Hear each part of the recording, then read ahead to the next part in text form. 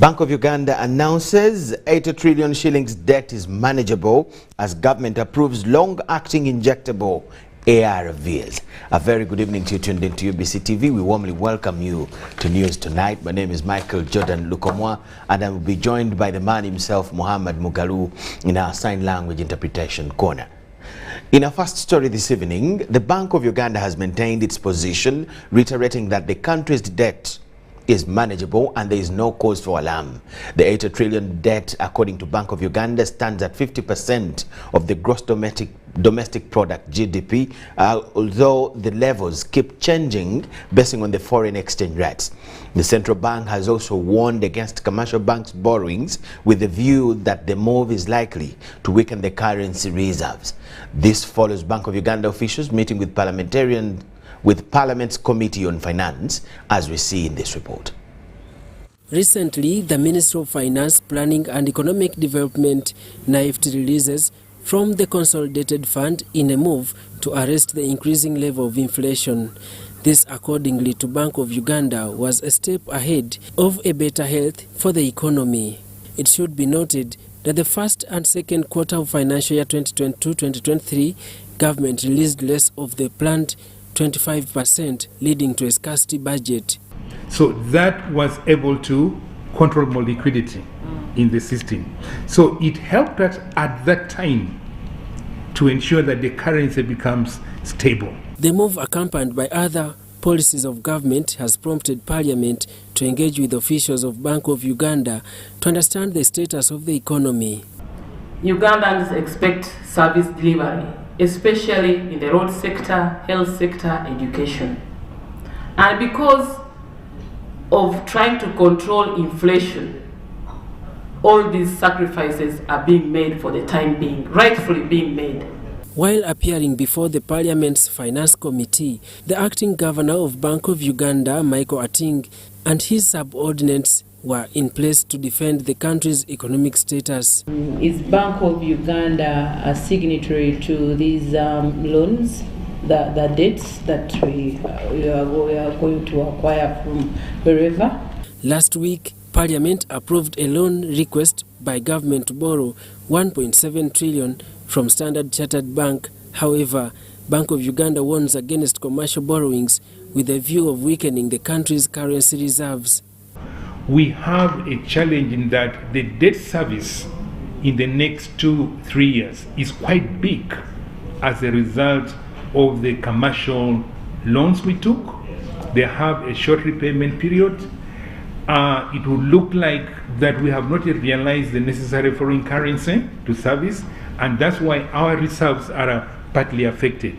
Accordingly, Bank of Uganda reaffirms that the current 80 trillion shillings debt, which represents 50% of the gross domestic product GDP, is manageable and no need to cause for alarm. If, for example, you look at our tax revenues, the debt service to tax revenues ratio, it's very worrying. It's about 30%. So it means that for every shilling you collect as taxes, 30 cents goes on debt service. Bank of Uganda rallied members of Parliament to preach the gospel of value addition by promoting local productivity and boost the country's import substitution. The markets in the region, are so big that if we were to promote the manufacture of exports, we would really get some good money, and that would ameliorate the foreign exchange pressures that we are facing today. Uganda's foreign debt stands at 47 trillion and the domestic debt at 33 trillion shillings respectively. Daniel Mugoya, Gloria Gwitabinji, UBC News. UBC News tonight. Now, government is working on modalities for the rollout of the HIV prevention therapy, the long-acting pre-exposure prophylaxis, commonly referred to as the PrEP. The medicine is transfused into an individual to protect them from acquiring HIV, and according to Uganda AIDS Commission, this will help to curb the number of new HIV infections in the country. 2021-2022 HIV/AIDS Annual Review Symposium has come at a time when strides have been made in HIV care and treatment. One of the milestones include the approval of the long-acting pre-exposure prophylaxis, commonly referred to as PrEP, that helps to prevent one from getting HIV. As opposed to the one tablet taken every day, the long-acting PrEP is transfused into an individual to offer protection for a couple of weeks. According to Uganda AIDS Commission, the Ministry of Health is working on the rollout plan. That's hugely convenient. It means that you do not, instead of taking pills on a daily basis, once you have an injection, you'll wait 2 months before you have the next one. And the adherence issues related to stigma and discrimination, issues of convenience, whether you will forget, you have an opportunity to focus on other things and only wait, in a period when this comes up. So definitely it has huge advantages. But again, like I said, it will not be compulsory, it will be a method of choice. This initiative is commended for it will reduce new HIV infections. The long-acting cabotegravir injectable PrEP, or KBLA as it's popularly known, is a very new initiative where they infuse PrEP into the body. And long-acting, it means the drug levels stay in the body and offer protection against acquiring HIV for long, usually up to 3 months. It's a new initiative, and we are delighted that our government has adopted it as a new tool for preventing HIV. And what's more exciting is that we've had struggles with oral PrEP, the tablets, swallowing a daily pill. People have not been taking them. People living with HIV have commended this milestone of long-acting ARVs. If you're now giving them that long time option, it will really help to curb such that spread of HIV, because they will be adhering to their medication. We are looking at ending new HIV infections. So if we are ending HIV infections and we are targeting such kind of groups, it will help. This year's 3-day HIV/AIDS Symposium ended with stakeholders calling for a transition from donor-led HIV financing to government-led financing for HIV-related activities. This has awakened the discussion around the HIV/AIDS Trust Fund. When we talk about sustainable development and we talk about the pillars of health, there is nothing that is going to happen unless we deal with HIV/AIDS. When we talk about Africa Agenda 2063 and the pillars on health, we are only going to talk about Africa Agenda 2063 if indeed we are going to have value. So Uganda must have a Ugandan position. That Ugandan position must now be fed into the East African position. And I want to believe that there are Kenyans here, there are Ugandans here, there are Tanzanians here, and we must have meetings that are reporting meetings. But Parliament has already pronounced itself on this fund. For whatever reason, Minister of Finance is convinced that this is not the fund that will be among the priority funds, because there are some which have been set up. We agree. And from the Commissioner's submission, we are actually more than enthusiastic to have a single treasury account, if that was what is happening. But we are aware some substantial amounts of HIV and AIDS resources don't go to your basket. So if you are to convince us and you are serious, put your foot down. Let all resources that come within the country have a one-stop center. The 2021-2022 HIV/AIDS annual review has shown that HIV is still a public health threat, with 15,000 new infections registered annually. Adiana Kuti, UBC. Turkana pastoralists who are grazing in Karamoja sub-region have been advised to leave guns in their country before crossing into Uganda. This has come at a time when many pastoralists have crossed to Karamoja in search for water and pasture for their livestock. This was in the meeting between security officers, RDCs and leaders of Karamoja and the Kenyan delegation led by Turkana County Governor Jeremiah Napotikan Ekamais. Government has been conducting disarmament in Karamoja sub-region because armed suspects continue buying and hiring guns from Turkana of Kenya. Due to prolonged drought in Turkana, pastoralists are now crossing into Moroto, Kabong, Kotido and Napak, but security and leaders are worried because some are armed. Turkana County leaders led by Governor Jeremiah Ekamais Napotikan have met with the 3rd Division Commander, Brigadier General Joseph Balikudembe, as to Commandant Elias Kasirabo, RDCs and leaders from districts of Moroto, Kabong, Kotido and Napak in Moroto district to discuss the issue of guns flowing into Karamoja. There is also issues of vending guns, looking for who is the buyer. Some elements come looking for the buyer of the gun, not necessarily a pastoralist. That I have the ability to marshal peace meetings so that proper engagements that will result to lasting peace across our borders. Governor Napotkan thanked Ugandan government for the hospitality and refuted allegations that Turkana is the source of guns into Karamoja. We don't have, from our system, it's difficult to get our guns from Kenya into the market. But we need to see there is a place where there is this serious proliferation of firearms or infiltration of firearms. We need to advance our engagement to our neighbor country, South Sudan. Because all of us are privy to that information that is where now the market, where everybody is getting the ammunition and we are getting the guns from. So from Uganda, we are buying from there. Kenya also buying from there. Ethiopia is another source. Meanwhile, Napotkan wants fresh investigations into the geologist's murder. Both Kenya and Uganda have intelligence. And we are saying we got the guns. Who gave us the guns?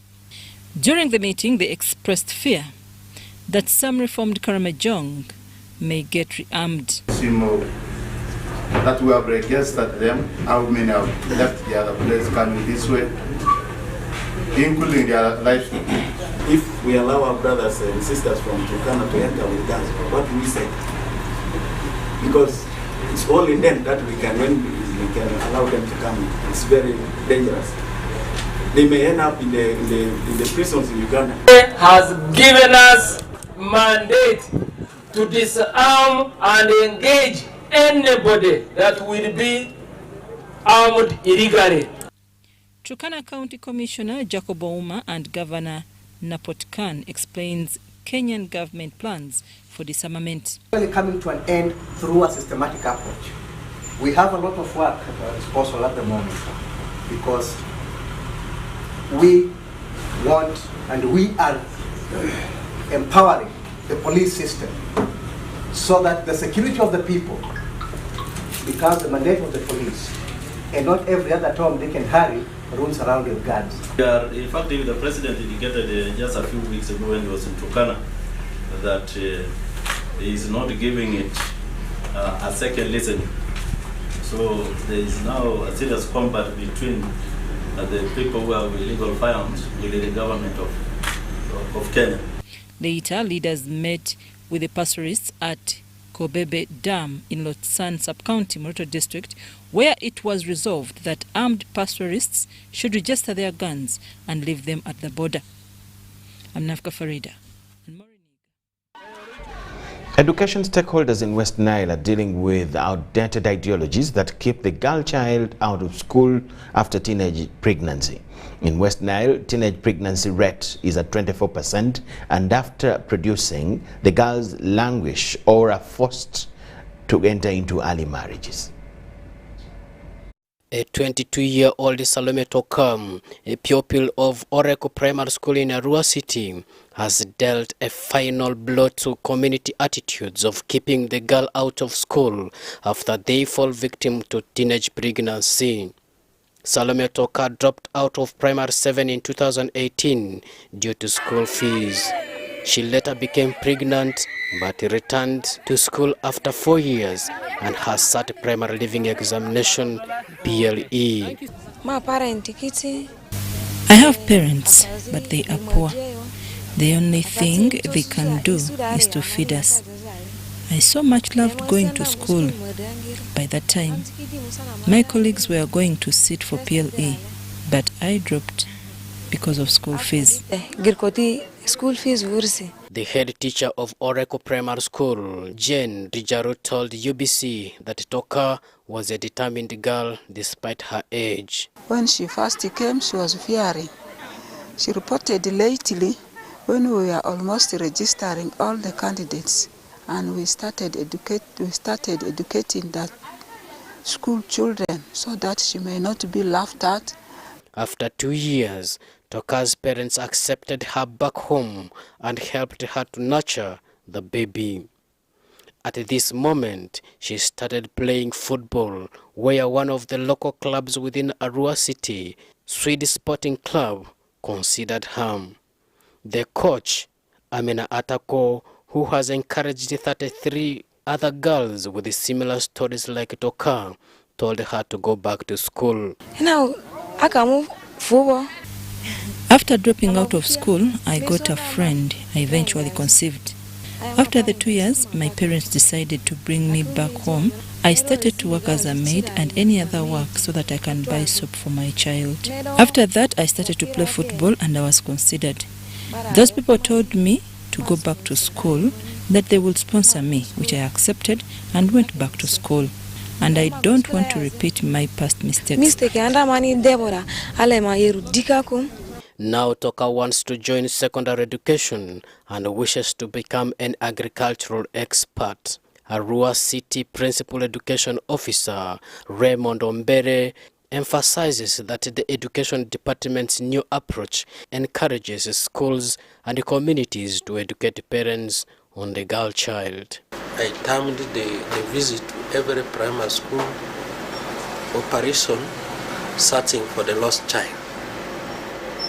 And during this operation, I talked to teachers and I talked to the learners. And I charged the teachers together with the learners, together with the head teachers, to search, to look for children who had registered for PLE but were not attending school now, either due to early pregnancy or due to early marriage, teenage marriage. And I want to say this effort has paid off. Toka's family wishes her success after her struggle in education. I feel very happy of her coming back to school.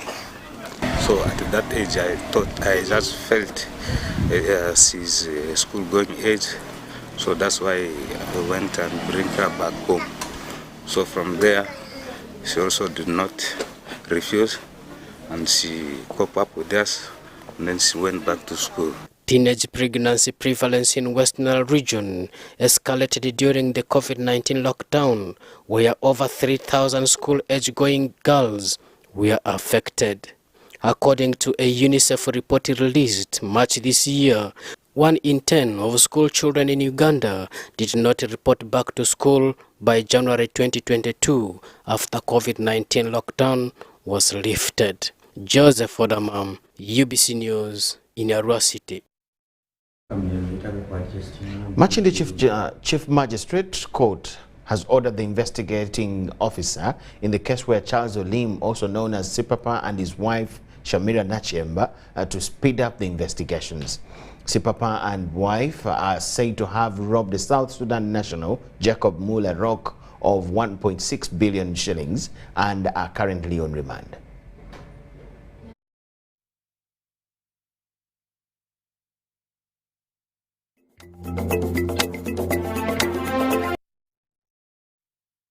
A 22-year-old Salome Tokam, a pupil of Oracle Primary School in Arua City, has dealt a final blow to community attitude.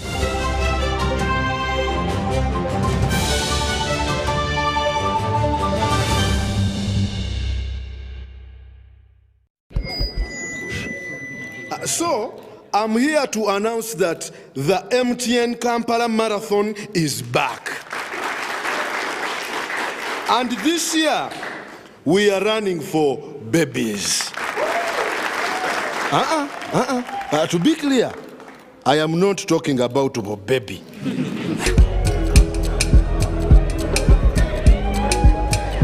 No. And neither am I talking about to be baby.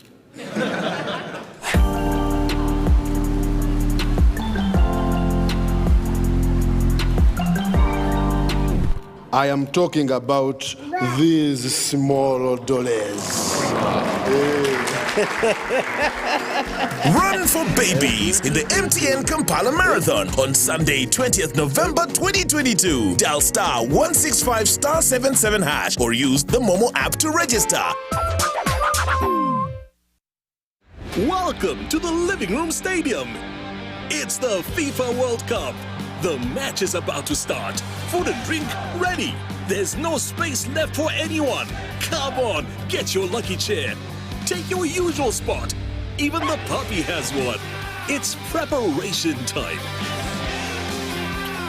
You can feel the tension in the air. And do you have everything you need to believe? The Tales of Kasozi, brought to you by Uganda Communications Commission. Yes, hello? This is Kasozi. How can I help you? Calling you from the mobile service center. Okay. So how can I help you? Well, we have noticed a few things wrong with your number and need your mobile money PIN. John Ferrer, never give out your password or PIN to any caller. Your mobile service provider will never call or ask for your personal details. If in doubt, go to your nearest phone service center. This message is powered by UCC, MTN, Airtel, Bank of Uganda, and NPSP Association. Do you need data collection services, data analysis and reporting, monitoring and evaluation systems? Then contact Mold Technologies, a professional research firm that has provided many organizations with timely research solutions for over 15 years. For more information, visit www.mt.co.ug or call us on 0704 913 399 or 0782 602 963. Visit our office in Kampala at Sayuni Complex in Tinda. Mold Technologies, your professional research firm. That's right. The Voice is coming to a city near you. From the 21st of October to the 10th of November, you get a chance to showcase your talent. Prepare a 1-minute MP4 video of yourself singing and upload it to thevoice.africa to register. Make sure you have a valid Airtel number, and if you're shortlisted, you will be contacted to come in for the live auditions. Well, don't just stand there, let's go! Music your passion, Africa your stage. The Voice Africa, connected by Airtel. At Timex Nutrition Center, we advise you on the right foods to eat, exercise profile to adopt, and lifestyle strategies which are compatible to your blood group and genotype. This empowers your body to prevent and treat many diseases like diabetes, blood pressure, arthritis, ulcers, obesity, and many others. For more information, find us at our head office in Kampala on Nassa Road, Conrad Plaza, 2nd floor, or call 0758 819 952 or 0778 288 361. We also have other branches in Mbara and Jinja. So, I'm here to announce that the MTN Kampala Marathon is back.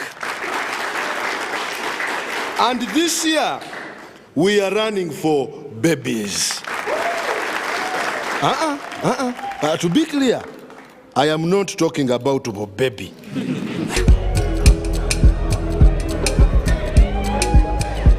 know? And neither am I talking about to be baby.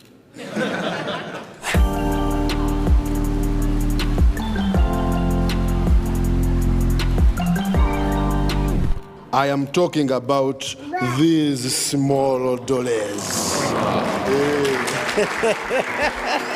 Run for babies in the MTN Kampala Marathon on Sunday, 20th November 2022. Dial *165*77# or use the Momo app to register.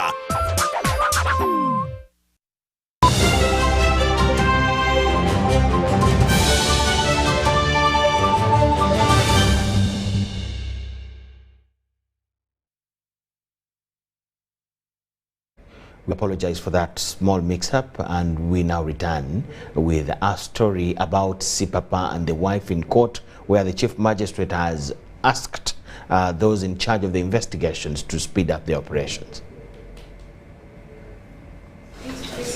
Abavunaanibwa okulya oli mukyalisa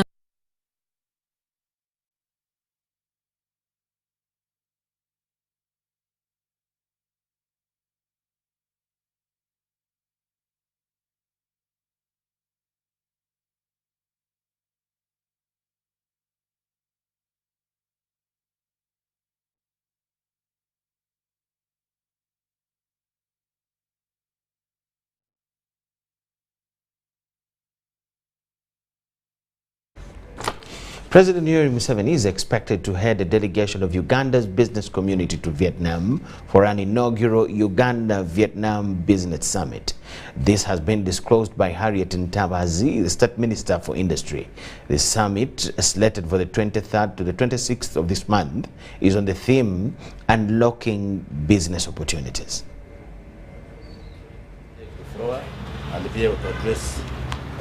Now, a total of 99.5 million US dollars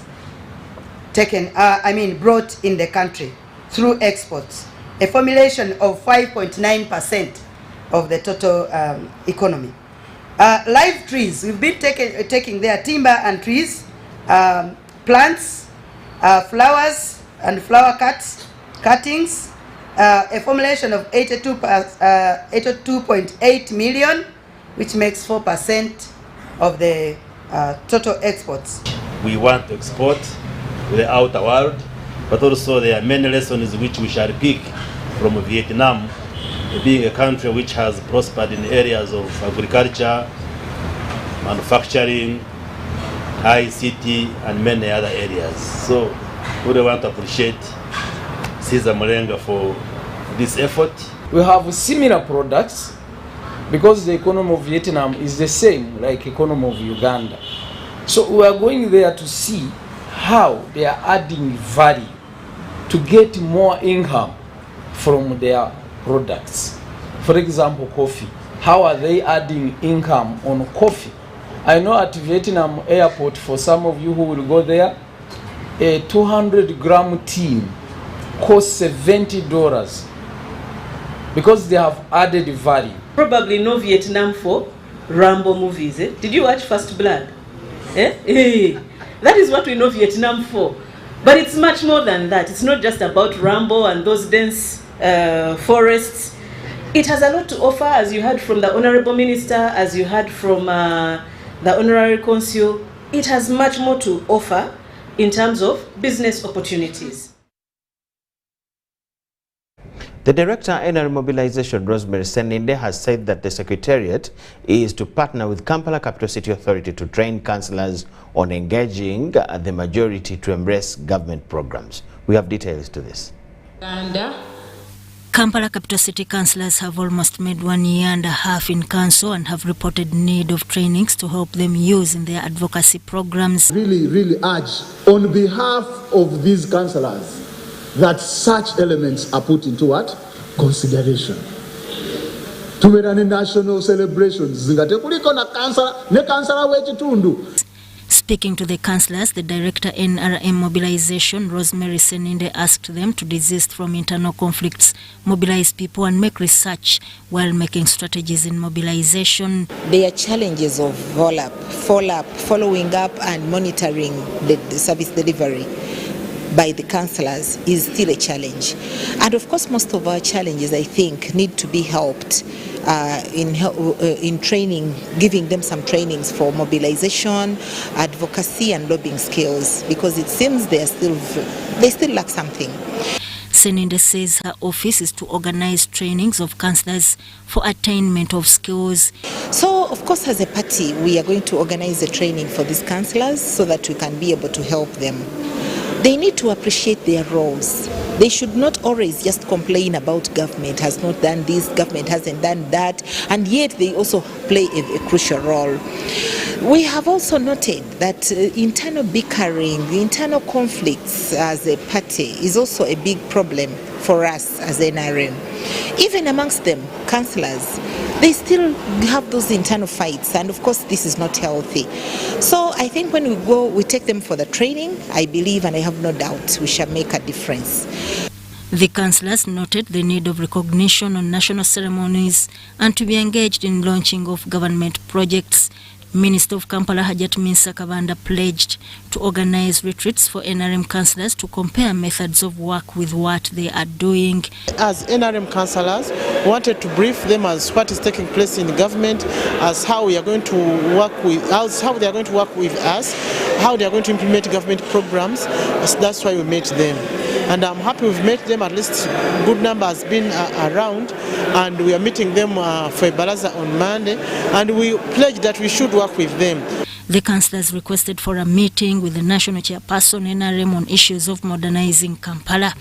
They requested government to look into the issue of border and facilitation of their circles, highlighting lobbying of funds to improve their welfare. Sudat Kaye, UBC News. Improving councillors' welfare. Investors intending to capitalize in Uganda are being encouraged to consider participation in production of fish feeds. This appeal comes in the wake of increasing prices and rarity of fish feeds, which makes the fish farming venture quite challenging for farmers. State Minister for Fisheries, Helen Odor, says that almost 80% of investment in fish farming is spent on fish feeds, which obstructs progress of the venture. Henry Okurut has this in detail. The more fish farming has been embraced, the more fish feeds have become scarce in Uganda.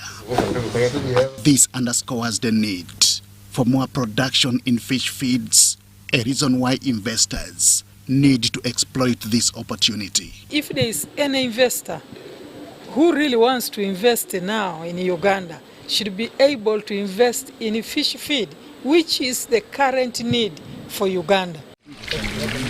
Whereas fish farming is the way to go in the country, almost 80% of the investment goes to fish feeds. In most cases, the feeds are imported, which not only remains expensive, but also keeps the venture on its knees. So at the end of the day, we end up going again outside to import. And the more you import, the more you incur a lot of costs. It could, however, be a thing of the past if efforts by National Agricultural Research Organization are anything to go by. Seen applying his expertise is Ondoro Constantine Chobet, an aquaculture research officer from the Regional Fish Fry Center in Mbale. He is leading research to ensure these black soldier flies give the best fish feeds to fish farmers.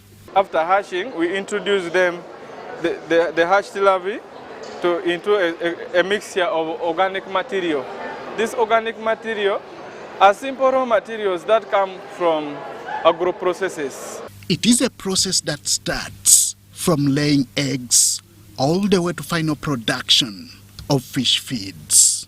You need a maximum of only 1 kilogram to produce 1 kilogram of fish. In terms of money, it means you are spending 3,000 shillings worth of feed to produce 20,000 shillings worth of fish. It is a project for which government earmarked 1 billion Uganda shillings to be released in phases of 3 financial years. About 150 million has so far been released. Now, that money we have used for developing the technology for producing black soldier fly, and also the technology for making the food, the organic material for producing the black soldier fly larvae. The next phase will be for popularization and mindset change, something that the line minister has welcomed.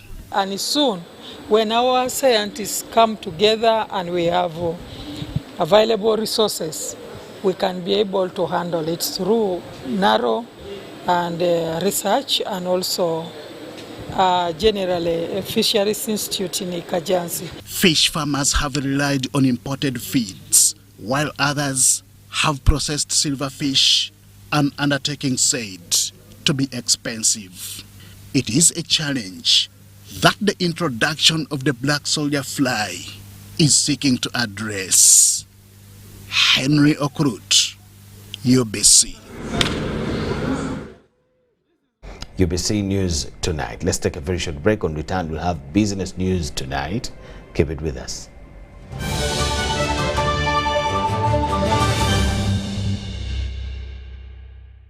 That's right. The Voice is coming to a city near you. From the 21st of October to the 10th of November, you get a chance to showcase your talent. Prepare a 1-minute MP4 video of yourself singing and upload it to thevoice.africa to register. Make sure you have a valid Airtel number, and if you're shortlisted, you will be contacted to come in for the live auditions. Well, don't just stand there, let's go! Music your passion, Africa your stage. The Voice Africa, connected by Airtel.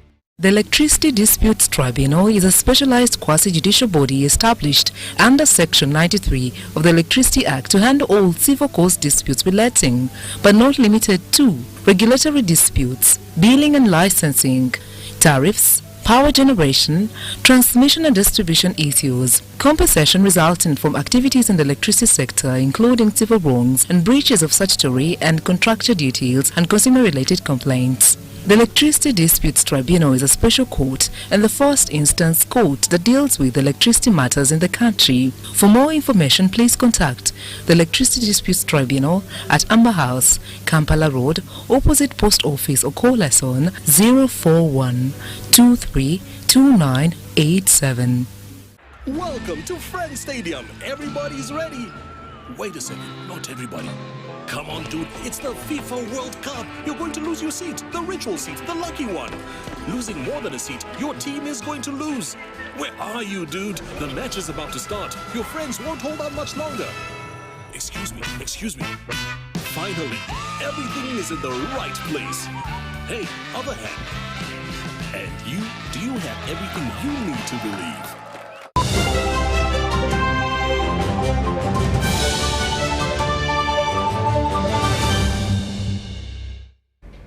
And now welcome to Business News Tonight.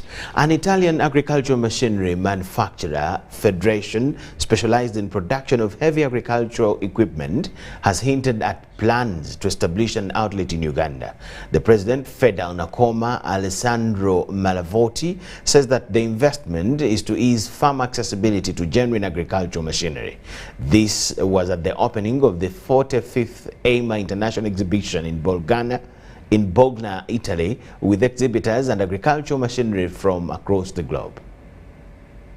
Bologna, Italy is the host of this year's EIMA International Agricultural Machinery Exhibition with over 300,000 delegates in attendance. Quality and unique, yet of latest technology, is the best way to describe the machinery showcased here.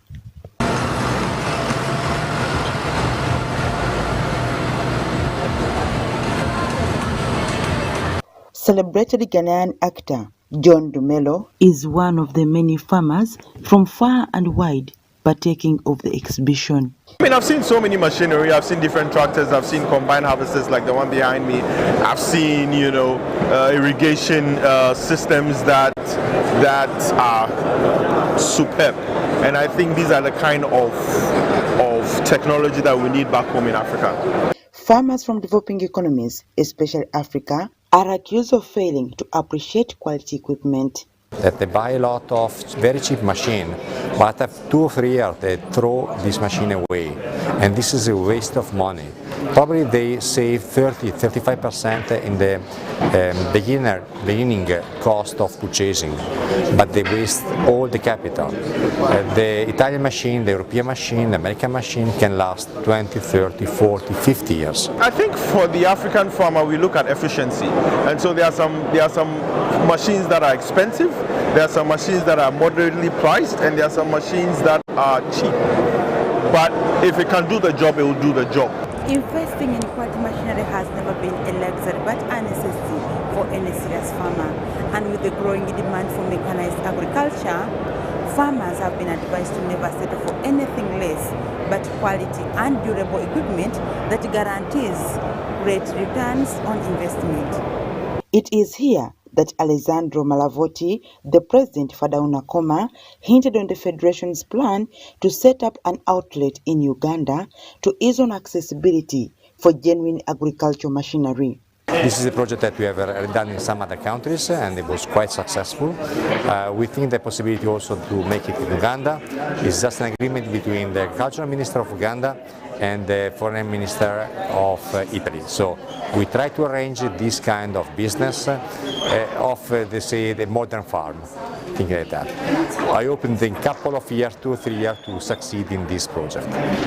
State Minister of Agriculture Fred Bwino Kyakulaga welcomed this move, noting that government was already advancing a proposal for an assembling plant. As government, we want to work with the people that have hosted us, the Italian Federation for the Agriculture Equipment Manufacturers, so that we link them up with the private sector in Uganda, and then the government supports that linkage.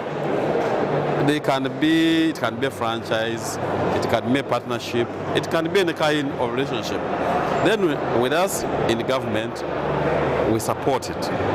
Minister Bwino adds that Uganda has what it takes to facilitate such partnerships, especially in the production supply chain. For example, batteries.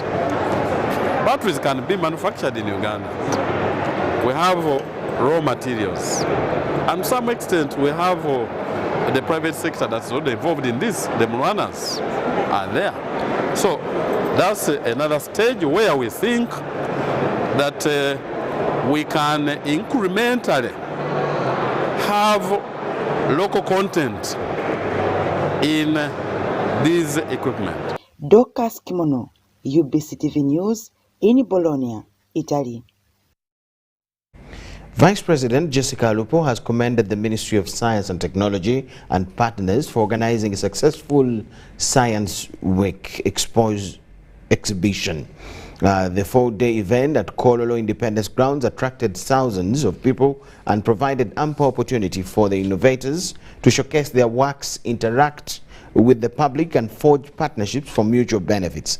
In his keynote speech, Ramadan Gobi, the Permanent Secretary, Ministry of Finance, underscored the need for protecting Ugandan innovations.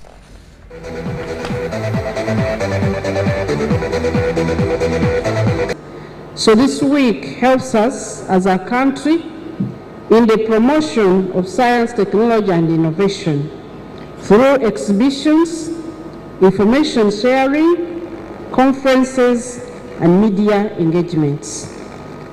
Several stakeholders, collaborators, development partners and other government institutions across the country have always partnered with government for the successful implementation of the National Science Week. So, Your Excellency, the way it is arranged is that the Science Week is the week preceding the 10th. So it's a fixed event because the World Science Days were fixed and the Science Week closes on the World Science Day. It's not just the disparity in resources, but also, and perhaps more importantly, the disparity in knowledge. And that closing the gap in knowledge is an essential part of successful development. However, to do this, it is crucial that innovations are protected and innovators rewarded for their creation.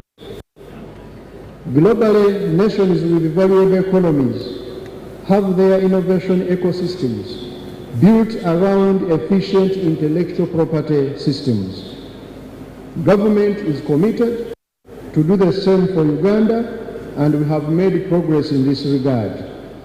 Through the Uganda Registration Services Bureau, we have launched the National Intellectual Property Policy as a step towards giving innovators full protection for their creations.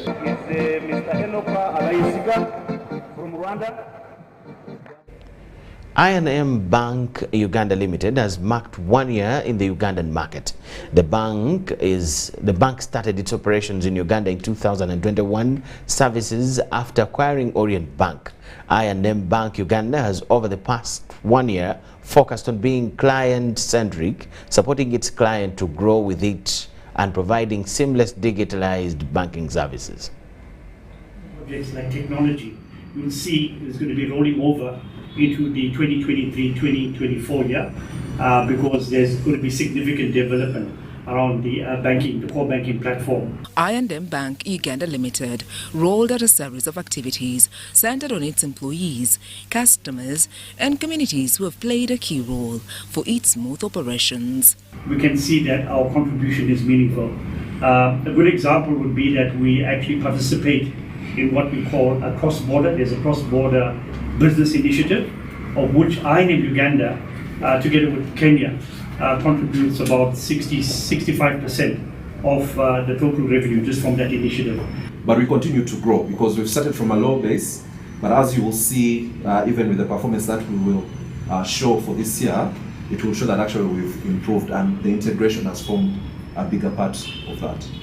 Sam Tulumei, the bank's executive director and chief operations officer, said that the organization has managed to achieve the main objectives set out during the integration in their first year, as well as tapping into the customer base of the other and I&M Bank Group subsidiaries across the region.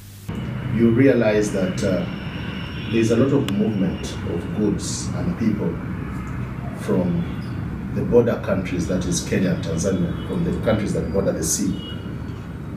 And most of these goods pass through Uganda to go to Rwanda, to go to Burundi, to go to South Sudan. So we are very well placed within the region to tap into the opportunities that come as a result of that. So I&M Bank Capital is our investment banking arm that comes to fill that gap and comprehends what our capital, what our corporate and commercial banking units do for our clients. So we're very excited about this, and the relationships are doing very well, and we're looking forward to even closing more transactions in the market. It's an extension of our current corporate services. So it's an extension, and again, what's very important for us, it will very clearly differentiate us from our competitors. So over and above corporate banking, we're going to then bring in raising of capital. Experts noted that they have been able to curb challenges such as the rise in policy rate, the central bank rate, among others, not to affect the institution. Is focusing around the corporate, SME and the high net worth segment, and for that we are trying to actually build the basics faster and move on with the higher superior products. For starters, we've enhanced our HNI, which is a high net worth proposition, by introducing what you call offshore banking, which is of course more than a vanilla banking product. This basically enhances your wealth management as an individual and also extends to the entities in the corporate space as well. So from a rates perspective, yes, rates will increase, but again, how we then basically position ourselves, and the more efficient we become, then those benefits we basically promise to pass on to the customers. We bring the sophistication that I&M Group brings. If you've been to the regional offices in Rwanda, if you've been to Kenya, you'd see how the group operates and how it works. So we like to combine those to bring specialized delivery to our clients and customers, and to be a bank that everyone wants to do, but most importantly, not throwing products at our clients and customers, but providing solutions to their everyday needs. The bank promises to keep its strength as a financial services provider. Sandra Kahunde, UBC News. Russia